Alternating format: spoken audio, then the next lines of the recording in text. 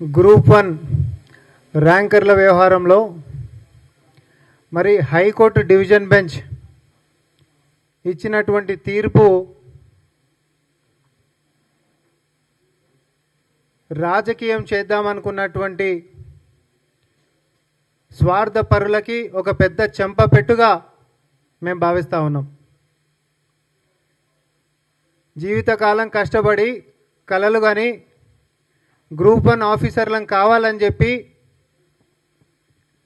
సౌకర్యాలన్నింటినీ కూడా కాంప్రమైజ్ చేసుకొని అమ్మా నాన్నల యొక్క కలల గురించి బతకాలి, రేపొద్దున సమాజంలో మా అమ్మా నాన్నలు తలెత్తుకొని బతకాలి అనేటటువంటి సంకల్పాన్ని వాళ్ళ యొక్క కలలాగా పెట్టుకొని కష్టపడి చదివి ర్యాంకులు కొడితే అట్లాంటి గ్రూప్ 1 ర్యాంకర్ల మీద రాజకీయం చేసేటటువంటి కుట్రలు ఎవరు చేశారు మనందరికి తెలిసి బీజేపీ బీఆర్ఎస్ వాళ్ళ యొక్క నీచపు రాజకీయాలు.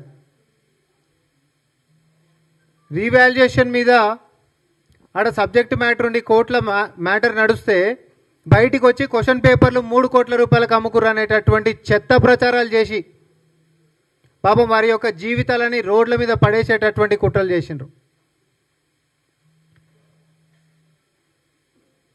ఆ కష్టపడ్డటువంటి తల్లిదండ్రులు అదే మీడియా ముందుకు వచ్చి మా యొక్క ఆర్థిక పరిస్థితులు ఇది, మాకు 3 కోట్ల రూపాయలు ఎవరిచ్చేటటువంటిది ఉందయ్యా, మీరు ఇంతటి నీచకపు రాజకీయాలు ఎవరి కోసం చేస్తారు, పిల్లలు కష్టపడి కలలు కానీ రోజు ర్యాంకులు కొడితే వాళ్ళ నోట్లలో మన్ను కొట్టేటటువంటి దరిద్రపు ఇట్లాంటి కుట్రలు దయచేసి చేయకండి అని చెప్పి వేడుకున్నటువంటిది మనకు తెలుసు. తెలంగాణ రాష్ట్రం ఏర్పడ్డ తర్వాత గ్రూప్ 1కి సంబంధించినటువంటిది ఏ ఒక్కనాడు కూడా ఒక కొలువిచ్చిన పాపాన బీఆర్ఎస్ పార్టీ పాత టీఆర్ఎస్ పార్టీ పోలేదు. మీ ముఖానికి ఏ రోజు కూడా ఒక్క గ్రూప్ 1 కొలువు కూడా ఇయ్యలే. కానీ ఈ ప్రభుత్వం వచ్చిన తర్వాత పారదర్శకంగా విధానం ఉండాలి, స్వతంత్రత అనేటటువంటిది టీజీపీఎస్సీ ఎట్లాంటి ఇబ్బందులు లేకుండా ఎవరి ఒత్తిళ్లు లేకుండా ప్రశ్నాపత్రాల లీకేజ్లని గత చరిత్ర చీకటి మన కళ్ళ ముంగట తిరుగుతూనే ఉంది.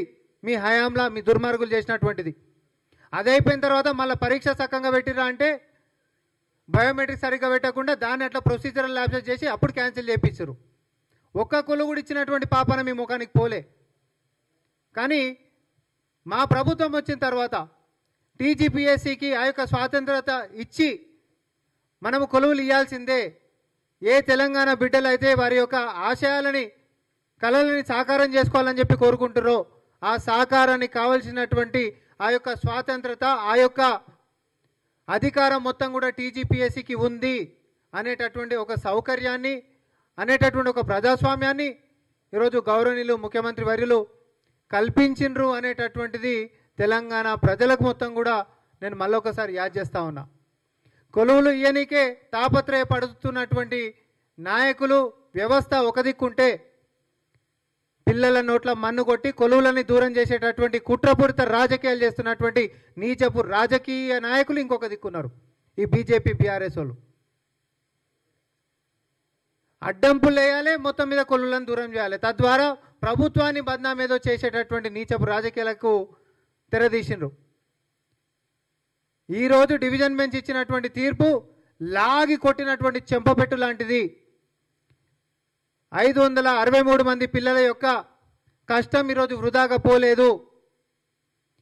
ఈరోజు టీజీపీఎస్సీకి కూడా మరి అభినందనలు తెలియజేసుకుంటూ 563 మంది ర్యాంకర్ల యొక్క తల్లిదండ్రులకు కూడా అభినందనలు మేము తెలియజేస్తూ ఉన్నాం.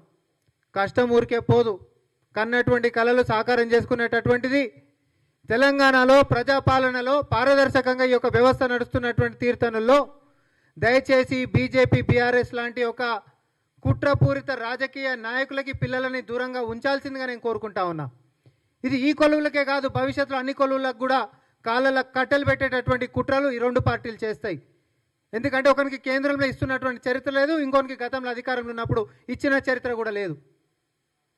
ఇచ్చేటటువంటి ఆలోచన ఉంటున్నటువంటి మమ్మల్ని ముంగడికి సాగనీయకుండా బద్నాం చేసేటటువంటి రాజకీయాలు ఎవరైతే చేస్తారో తస్మాత్ జాగ్రత్త తెలంగాణ సమాజమా అని చెప్పి మేము ఈరోజు విజ్ఞప్తి చేసుకుంటా ఉన్నాం. మళ్ళొకసారి 563 మంది గ్రూప్ 1 ర్యాంకర్లకి శుభాకాంక్షలు, అభినందనలు తెలియజేసుకుంటా ఉన్నాం. తల్లిదండ్రులకు కూడా శుభాకాంక్షలు, అభినందనలు తెలియజేసుకుంటా ఉన్నాం. ఎట్టి పరిస్థితిలో కూడా న్యాయస్థానాల పట్ల మాకు ఉంటున్నటువంటి నమ్మకం మరింత బలంగా ఈరోజు ప్రజలు మొత్తం కూడా విశ్వసిస్తూ ఉన్నారు.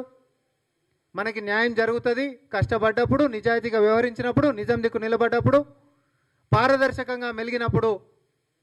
మనకి పైన భగవంతుడు, తర్వాత మనకి న్యాయస్థానాలు, తర్వాత మనకి ప్రభుత్వము, ముఖ్యమంత్రి రేవంత్ రెడ్డి గారు అన్ని విధాలుగా కూడా మన వెంట నిలుస్తారనేటటువంటి యొక్క సందేశాన్ని ఇస్తూ ధన్యవాదాలు.